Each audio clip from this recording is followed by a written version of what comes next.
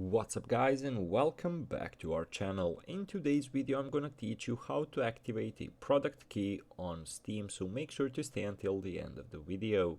But before we move on, it would mean a lot if you subscribe to our channel and click that notification bell on.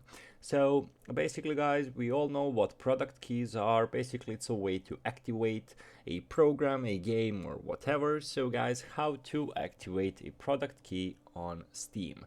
So basically a retail CD keys is how the product key is called on Steam. So many products are sold by retailers other than Steam. If these products are meant for Steam registration, they will include a Steam CD key and product code.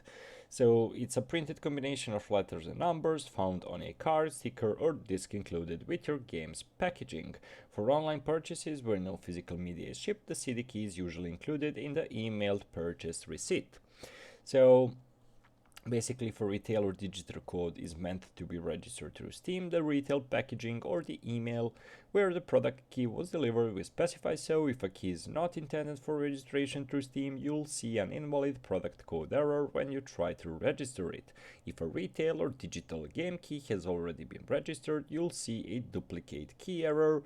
Please basically see the section on invalid and duplicate keys, which we'll talk about. How to actually add it. So log into your Steam client app. If you haven't yet, you can download it online. Click the button labeled as plus add a game on the bottom left of the Steam client and select activate a product on Steam and follow this on-screen instructions.